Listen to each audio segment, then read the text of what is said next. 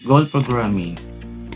Goal programming is an approach used for solving a multi-goal problem that balances a trade-off in conflicting objectives.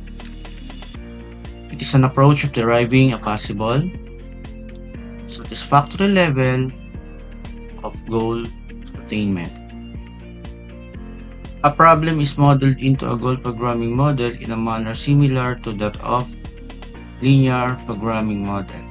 However, the goal programming model accommodates multiple and often conflicting goals in a particular priority order or hierarchy. A particular priority order is established by ranking or weighing various goals with their importance. Concept of GP or goal programming can be thought as an extension of linear programming, same with ILP or integer linear programming that handle multiple, normally with conflicting objective measures. Each of these measures is given a goal or target value to be achieved.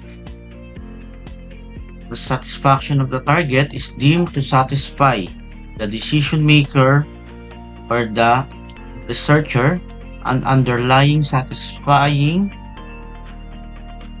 philosophy is assumed. So what are the example of multiple conflicting goals? So these are the example. So maximize profit, at the same time, increase the wages. Kung titingnan natin itong statement na to, okay, so you want your profit to maximize, at the same time, the wages also increase. But these wages considered as expenses or cost. Another example, grade, product, quality, and reduce product cost. So, kung titingnan natin tong statement na to, again, you want the product quality is to improve or to upgrade, but you want also the product cost is to reduce. Kung titingnan natin, once na tayo ay nag-upgrade ng quality or nagdadagdag tayo ng materials, good materials, nag-a-add tayo ng service, those materials or service na ina-add natin sa ating product will add also cost, which is complicated for our cost na gusto natin is ma-reduce natin yung product cost. Okay? So, a hierarchy of importance needs to be established so that the higher priority goals are satisfied. So, we must consider first to satisfy our highest priority or higher priority goal before we step down to our lower priority goals. Okay? So, the objective function of GP is to minimize the deviation between goals and what we can actually achieve within the given constraints. We have two types of constraints, soft constraints and hard constraints. So, ano ba yung difference ng dalawang constraints? So, soft constraints represent the goals or target that we want to achieve, while hard constraints cannot be violated. So, sa LP, so ang constraints doon is hard constraints because the constraints cannot be violated. For example, we have x sub 1 plus x sub 2 less than or equal 5. So this restriction cannot be violated. So, pag ito ay na-violate, so, automatic, kapag hindi nagkaroon ng common region sa mga constraints natin, so, possible, there is no feasible answer or unboundedness. So, remember the 4 special cases. Once na sa graph pa lang may nakita na tayo na kakaiba, so we do not proceed for computation to get or to seek our variable. Unlike sa sub-constraints, okay, so to represent the goals or target that we want to achieve. Okay, so 3 characteristics of GP. So number 1, GP models are all minimization problem. There is no single objective but multiple goals to be attained. Number 3, the deviation from the higher or high priority goal must be minimized to the great extent possible before the next highest priority goal is concerned. So these are the comparison or the difference between goal programming and linear programming. Goal programming have multiple goals, while linear programming has only one goal. So the deviational variable is minimized, while LP, so we have maximize profit or minimize cost. And goal programming satisfy the target or the goal, while in LP, optimization. And we have different constraints. Sa goal programming, applicable ang soft constraints, and sa LP, hard constraints, which is cannot be violated. The deviational variable are real in goal programming, while in LP, we use slack and surplus. So remember, when we solve simplex method, we use slack, and in M method, we use surplus variable. So what is the deviational variable? Okay, there are 2 types of deviational variable, representing the deviations below or above the right-hand side constraints. So negative deviation or underachievement denoted with S sub I negative or T sub I negative. So may mababasa kayong mga books, so ang ginagamit na variable is S, yung iba naman ay D. Okay, so and the positive deviation or overachievement denoted with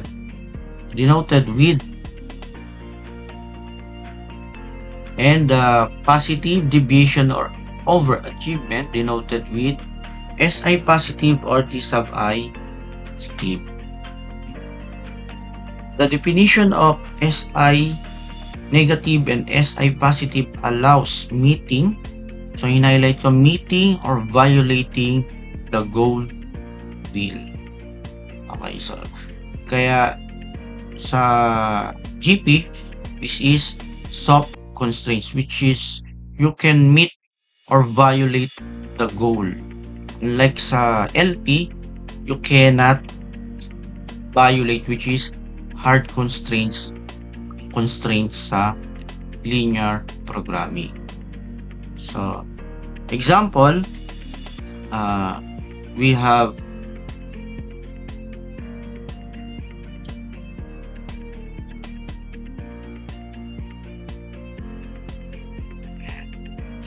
a goal of 6 profit.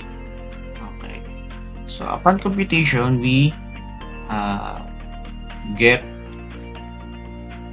4. Okay, so ito.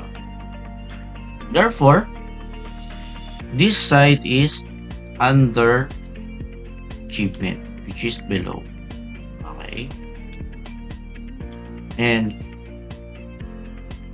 Other hand, we get 8. Okay. This is D sub 1 positive. So this is over achievement. Okay, we have a deviational with 2. So dito sobra tayo ng 2. And dito we have lacking or kulang tayo ng 2. Our deviational value is 2 or below 2 and above 2 for the deviational positive or over achievement. So what is the algorithm of GP? So we have weight method and preemptive method. So later on papaliwanag ko to how to choose the optimal solution with weight method and preemptive method by prioritizing the goals in order of importance. So this is the example of GP problem. So the company produces 2 products popular with home renovators, old-fashioned chandelier, and ceiling fans. Both the chandeliers and fans require a 2-step production process involving wiring and assembly. It takes about 2 hours to wire each chandelier and 3 hours to wire a ceiling fan. Final assembly of chandeliers and fan requires 6 and 5 hours respectively. The production capability is such that only 12 hours of wiring time and 30 hours assembly time are available. Each chandelier produced net the firm $7 and each fan $6. Okay, so analyze the problem. We have 2 variables, which is chandelier and ceiling fan with 2 process, wiring and assembly department. Take 2 hours for wire and 3 hours for chandelier with assembly time requires 6 hours naman sa chandelier and the ceiling fan is 5 hours. And the capacity for the wiring department is 12 hours and 30 hours naman sa assembly department. And the profit is 7 and 6. So this is the procedure to formulate the GP model. Number 1, identify the goals and constraints based on the availability of resources that may restrict achievement of the goals. Number 2, determine the priority to be associated with each goal in such a way that goals with priority level. So priority 1 are the most important, so on and so forth. So then we will define the decision variable. Number 4, we will formulate the constraints in the same manner as formulated in LP model. For each constraints, we will develop an equation by adding deviational variable, the d sub I negative and d sub I positive. These variables indicates the possible deviation below or above the target value. Number 6, we will write the objective function in terms of minimizing the prioritized function of the deviational variables. Okay, so step 1, we will identify the goal. So in this problem, given na ang mga goal. So goal number 1 is to produce a profit of $30 if possible during the production period. Number 2, goal number 2, to fully utilize the available wiring department hours. So, ilang hours meron sa wiring department is 12 hours. Sabi is fully utilized. Ibig sabihin, so dapat daw magagamit ang 12 hours sa wiring department. to avoid overtime in assembly department. So we have 30 hours assembly department, so to avoid at maaari daw wag mag overtime. Okay? And goal number 4 is to meet a requirement to produce at least 7. So, at least 7. So, at maaari daw ito yung magawang ceiling fan. Okay? So, after we have a goal, okay, by the way, ang goal, ang nag-set nito is yung decision maker or researcher. Okay? For example, sa top management, so yung manager, yung set ng goal, kung ano yung gustong ma-achieve ng mga goal. Okay? So, after we set the goals, we will determine the priority, the hierarchy. Okay? So, goal number 1, this problem, the goal number 1 is the priority number 1, respectively to goal number 4. Okay? So, hindi ibig sabihin ang goal number 1 is automatic go priority number 1. So, depende yun sa researcher kung pang ilang priority yung goal. Pwedeng yung goal number 4, priority number 2. Yung goal number 4, priority number 1. Okay? Then, we will define the decision variable. We will formulate the constraints in the same manner as formulated in LP. Okay? Sa LP, okay?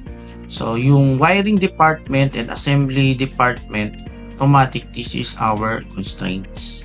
And the profit is our objective.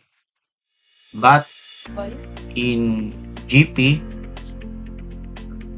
part lang to kung paano, or magiging reference lang natin ito para mag-formulate ng constraints based on our goal.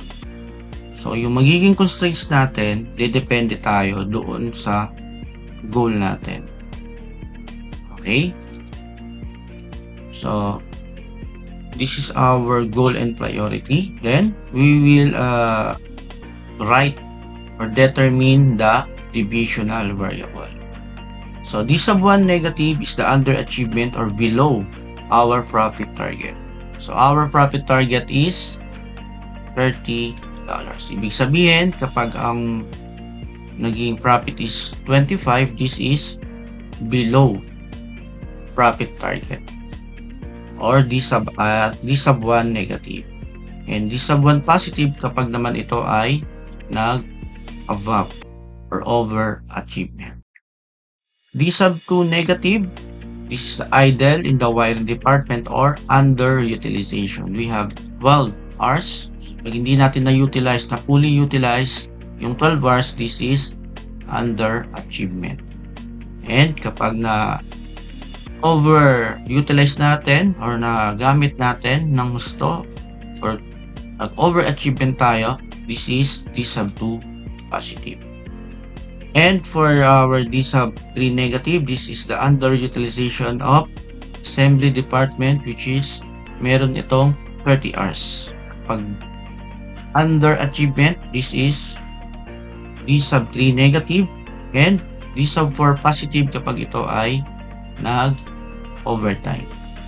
And for our D sub 4 negative, this is underachievement of the ceiling fan. We have a goal of 7, at least 7. So, pag below 7 daw yung na-achieve, this is underachievement. At kung ito ay above 7, this is overachievement.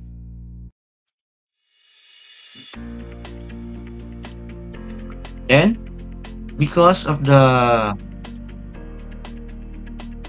management is unconcerned, okay, about D sub 1 positive, D sub 2 positive, D sub 3 negative, and D sub 4 positive, this may be omitted from the objective function. So, bakit kaya unconcerned ang management sa D sub 1 positive, D sub 2 positive, D sub 3 negative, and D sub 4 positive? Okay? Think first. Okay? Then, So, bakit ba unconcerned ang management sa D sub 1 positive? Okay, so ganito lang. Simple lang ang natin, ang explanation natin. Okay. So, our target is 30. If we have overachievement, meaning nagkaroon tayo ng result above 30, sino bang company ang hindi magiging masaya? Okay. So, therefore, magiging unconcerned ako dito sa D sub 1 positive, which is above or overachievement. Kabaliktaran, magiging concern ako sa below or under achievement. Kung sakali, ang makukompute ko or makukuha ko is 25, so dito ako mag-focus para ma-minimize ko at hindi ko makuha ang below profit or under achievement. Same with D sub 2 positive, which is ito ay positive side. Kasi mayu-utilize ko yung 12 hours. And D sub 3 negative, hindi mag-overtime sa assembly department. At the same time, sa D sub 4 positive is more than 7 yung mapuproduce na ceiling fan. Okay? Then, we will write our objective function. So, GP models are all minimization problem where Z is a sum of deviation from all desired goals. Okay? So, we will write our objective function. Okay? So, min Z or minimize Z is equal to priority 1 D sub 1 negative, okay, plus priority 2 D sub 2 negative plus priority 3 D sub 3 positive plus priority 4 D sub 4 negative. Okay. Next is we will write our constraints subject to. Okay. For our first constraint or goal number 1 is 7x sub 1 plus 6x sub 2 plus D sub 1 negative minus D sub 1 positive is equal to 30. This is our profit. Then for the wiring department or goal number 2 is 2x sub 1 plus 3x sub 2 plus D sub 2 negative minus D sub 2 positive is equal to 12. So wiring. Goal number 3, 6x sub 1 plus 5x sub 2 plus D sub 3 negative minus D sub 3 positive is equal to 30. This is assembly. And for goal number 4, x sub 2 plus D sub 3 negative minus D sub, this is D sub 4 negative. Okay. This is D sub 4 negative minus D sub 4 positive is equal to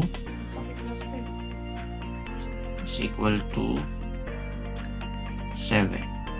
Okay. This is the contract. Okay. To produce 7.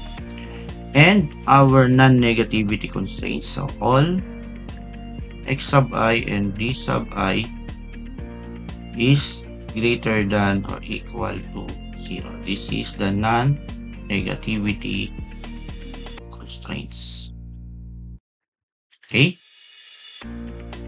So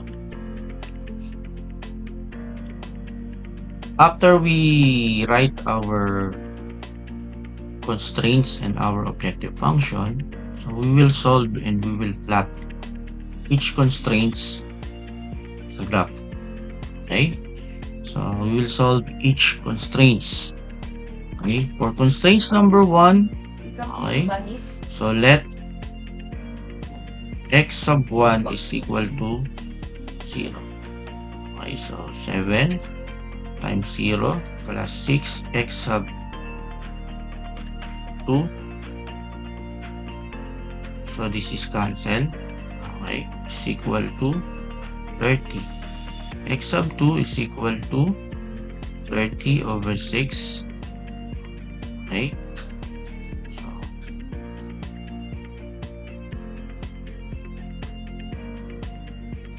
So x sub 2 is equal to 5. So this is the intercept points is 0. Okay. So let x sub 2 is equal to 0. 7 x sub 1 plus 6 times 0 is equal to 30. So 7 x sub 1 is equal to 30 over 7 x sub 1 is equal to 4.29.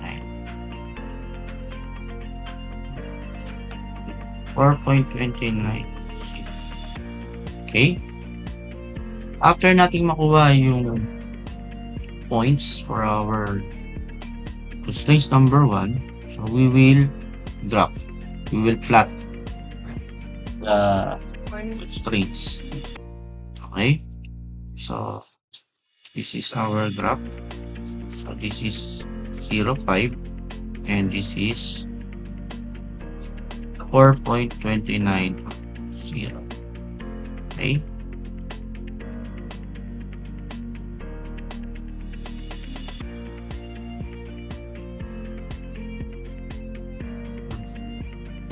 So this is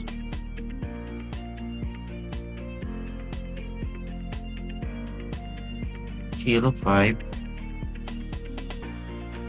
4.29. Okay. Then we will minimize our priority 1 d sub 1 negative. Okay, this is our d sub 1 positive and d sub 1 negative. So to minimize our priority 1 d sub 1 negative, so we will choose our shaded area or region. So, ano sa tingin niyo yung ating magiging shaded area to minimize our deviational variable? Okay? Okay? So, yung ating magiging shaded area is this area or yung ating d sub 1 positive. So, bakit? So, analyze natin. Kung ito yung ating magiging shaded area, okay, para na rin sinabi mo na okay lang na ikaw ay or hindi mo ma-achieve yung goal mo na 30 pataas. Okay. Dahil kapag ito yung pinili mo, ibig sabihin within this area yung iyong magiging profit. So to minimize the priority 1 d sub 1 negative, yung ating deviational variable na d sub 1 negative, so yung ating magiging shaded area is the d sub 1 positive area. Okay? Next. So, solve the constraints 3x sub 1 plus 3x sub 2 plus d sub 2 negative minus d sub 2 positive is equal to 12. Okay? So, the answer is, so pause nyo muna, then try nyo solve, then check natin later on kung same tayo ng magiging sagot. Okay? So kung ipa-plot natin yan, ito yung ating magiging zero. Okay? So, this is 0, 4, and this is 6, 0. Okay, so review lang to sa LP pagpa-plot. Ito yung same sa pagsusolve LP. Okay? Then, minimize the priority to D sub 2 negative. So, yung magiging shaded area natin is this area. Okay? Next, we will solve the constraints number 3 or goal number 3. Okay, so test nyo again. Okay. Then we will compare kung parehas tayo ng naging sagot. Okay.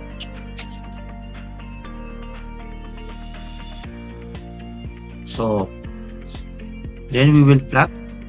Okay. So, ito na yung ating magiging sagot. Our goal number 3. Okay. So, this is for x sub 1, 5, 0. Or x sub 2 or yung point natin is 0, 6. To minimize the goal number 3 or p sub 3, d sub 3 positive, avoid natin yung overtime. So, our shaded area is the d sub 3 negative side. Okay? And for the goal number 4, okay? So, our constraints is x sub 2 plus d sub 4 negative minus d sub 4 positive is equal to 7. Okay? To minimize the priority for d sub 4 negative, our shaded area is this area. Okay? So, after nating masolve yung 4 na constraints, okay? So, ipa-plot natin lahat. Okay? To determine our optimal solution. For goal number 1, okay? Yung ating shaded area is upward. For goal number 2, same. Okay. This is upward yung ating shaded area. For goal number 3, this is going down. Okay. And goal number 4,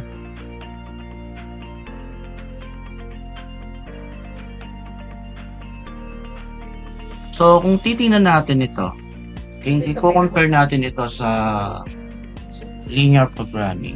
Sa unang tingin pa lang, wala na tayong sagot dito. Dahil yung goal number 4 is hindi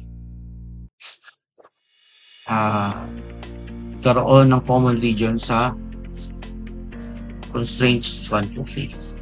But, sa GP, we always seek our priority. We base to get our optimal solution to our priority 1, 2, 3, and 4. So, ibig sabihin, meron tayong dapat na ma-achieve muna, which is yung priority 1, sunod priority 2, priority 3, and priority 4. Kumbaga, itong priority 4 na to is nasa pinakamababa siya na goal natin. But, kung titingnan natin yung tatlong priority is na-achieve natin. Ma-achieve na. So, kung a-analyze natin yung goal number 4, hindi natin to ma-achieve. Okay? So, let's compute, or we will compute our optimal solution. Okay? So, ibig sabihin, nandito po sa area na to, yung ating magiging sagot. Okay? So, obviously, ito, hindi na natin to magiging optimal solution. Okay? Technically, hindi natin ma-achieve ang goal number 4. Kung babasahin natin yung graph pa lang, sa graph pa lang makikita na natin, hindi na natin ito ma-achieve. Nandito kasi ang ating optimal solution. Okay? So, point A, point B, point C, and point D. So, given yung point A is 0.5 and yung point D is 0.6. So, yung point B and point C is we will use elimination method to get our intersection of C1 and C2. Okay? So, again, bibigyan ko kayo ng time to complete our intersection point. Pause mo muna yung video. Okay? So, yung ating magiging point for point B is 2.67. Okay? Next, point C. Again, pause muna kayo. Okay? Click nyo. Using elimination method. Okay? For our point C is 3.75, 1.5. Okay? Next is we will solve for the optimal solution. Simple lang, we will substitute the value of points to our equation. 7 times 0 plus 6 times 5 is equal to 30. Then, produce things number 2. 2 times 0 plus 3 times 5 is equal to 15. Okay? 6 times 0 plus 5 times 5 is equal to 25. Then x sub 2 is 5. Okay. And try yung isolve yung point B, point C, and point D. Okay. I-post nyo. Then we will compare our answer kung parehas yung magiging sagot natin. Okay? So, after yung makompute yung points for points A, B, C, and D, so we will compare and we will analyze kung achieve ba yung ating mga. And paano ba ang pagpili ng optimal solution? Okay? So, ito yung sinasabi ko kanina, yung sa first discussion natin sa introduction ng GP. Okay? So, meron tayong mga kino-consider how to, or rules, how to choose the optimal solution in goal programming. So, yung una is yung empty goal programming or yung lexicographic. Okay? So, number 1, always satisfy the highest priority goal. P1. So, dapat ito daw yung unang nasasatisfy natin. Then, susunod natin yung goal number 2, 3, so on and so forth. Kung ilan yung goal. If multiple solutions satisfy P sub 1, so we will choose the one that best satisfies the P sub 2 for priority. If multiple solutions satisfy both 1 and 2, then we will proceed to the next step. Priority number 3. If all priorities are met equally, we will use secondary criteria. Ito po yung efficiency. Kung lahat ng priority, halimbawa meron kang 4 na priority, lahat yun na-satisfy. So, ang gagamitin mo na is yung secondary criteria. Efficiency and cost balance or together. Okay? For example natin, ganito yung assumption natin. Okay? So, we have 3 solution, yung point A, point B, and point C. So, priority 1, 2, 3. Okay, we have 3 priority.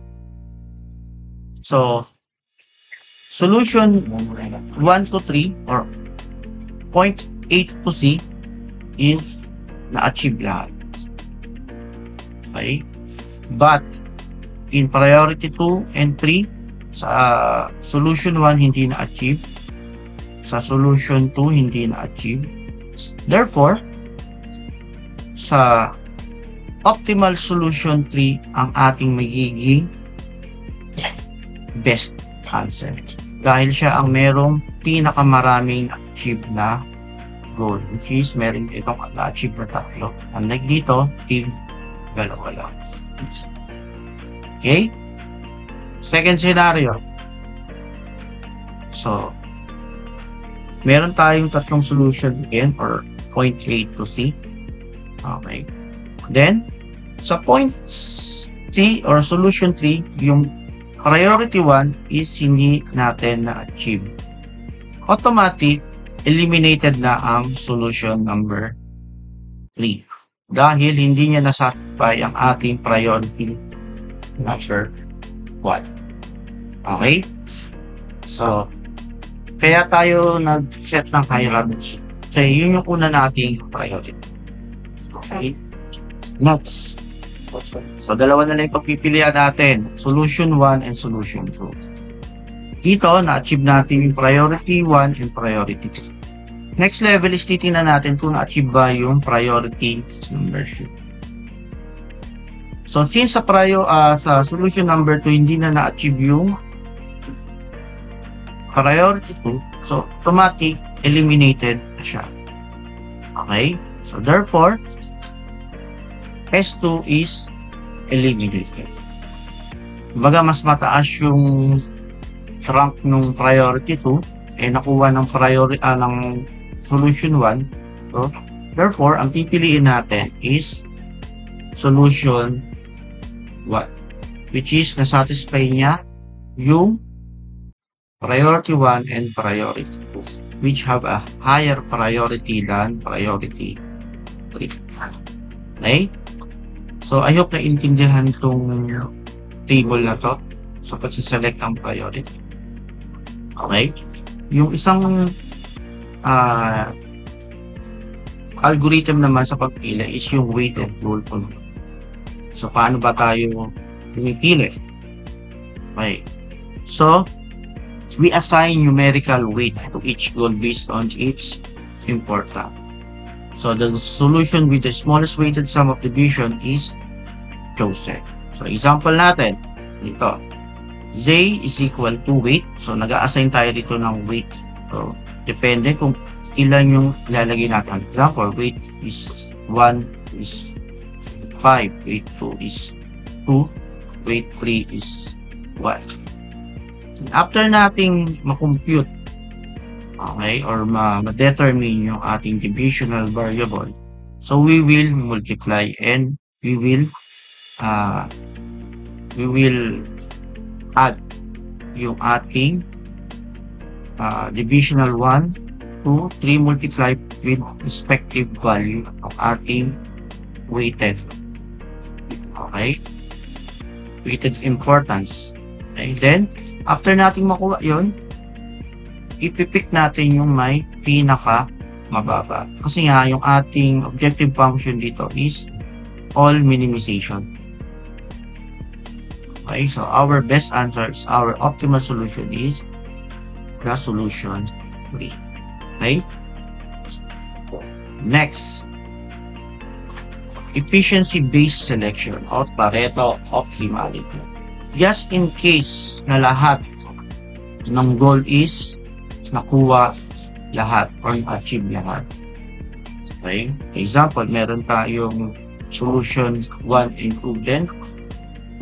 Ating goal, parehas is kuha. So, una natin titignan is yung goal number 1 na. Okay? Yung goal number 1 natin ay siya yung may pinakamataas or may pinakamababa. For example, yung ating goal for the labor is to minimize the labor cost. So, i-compare natin yung ating, halimbawa, below 900 yung ating labor. So, kailangan magawa. So, na-achieve to, no? 807.50, which is yung ating requirement is less than or equal to 900. So, dito natin titingnan yung comparison. So, technically, mas mababa ang 750 although na-achieve naman yung below 900 ng solution number 1. Okay? So, magkakaroon tayo ng comparison. Therefore, ang ating best solution is the solution number 2. Okay? I hope na intindihan yung tatlong way ng pagsaselect ating optimal solution. Okay? So, conclusion, which method to use? O ano ba yung method na gagamitin? If strictly priority order exists, we will use the flexographic or MTIB. The goal can be traded up, so we will use the goal or weighted goal program. If the goals are equal, gagamit tayo ng Pareto optimality. Okay? Then, sagutan na natin yung ating problem. Kung ano yung ating magiging optimal solution. Okay? So, goal number 1 sa point A, na-achieve ba? Yes, na-achieve. Goal number 2, na-achieve. So, more than or na-utilize natin yung hours natin sa wiring. Dito, na-achieve. Sa goal number 4, hindi na-achieve. For point B, okay, so na-achieve. Goal number 2, na-achieve. Goal number 3, na-achieve. Goal number 4, hindi. For point C, achieve. Ay, na-achieve. Achieve. And hindi na-achieve. For point D, goal number 1, achieve. Achieve. Achieve. And hindi na-achieve. Okay? So, kung a-analyze natin to, babalikan natin yung mga rules natin. Ano yung pipiliin ninyo na optimal solution? Okay? Okay? So, yung ating pipiliin na solution is yung point D. Okay? Kasi, tingnan natin yung goal number 1 natin. So, yung higher priority natin. So, meron siyang mataas na profit. At the same time, yung ating goal number 4, ang kailangan natin dito is 7 na ceiling fan. So, ito yung merong malapit na value para ma-achieve natin yung ating ceiling fan na kailangan ay at least 7. Unlike netong tatlo, so ito, kailangan mo pa rito ng 5.5 na ceiling fan. Ito is, so wala namang wala namang decimal ng ceiling fan. Let's say, kailangan pa natin dito ng 3 or 5 or 4 na ceiling fan. Dito, dalawa pa. Ito is 6 ceiling fan ka. So, kung titingnan natin, so yung goal number 4 sa point B is isa na lang yung kailangan natin na ceiling fan. Okay, para ma-achieve natin yung ating goal na 7. At the same time, yung ating profit sa goal number 1 is meron tayo 36 na profit, $36, which is, ito yung ating priority number 1. Okay? So, to analyze our priority, so, goal number 1, we have a deviation na 6. Okay? Kasi ang target lang natin dito is 30, pero meron tayong overachievement 6. And for number 2, we have overachievement of 6. And for goal number 3, we have 0. And for goal 4, we have deviational variable na -1. So, kulang tayo na 1 to achieve our goal na 7-0. So, I hope naintindihan ang topic na ito. Thank you very much.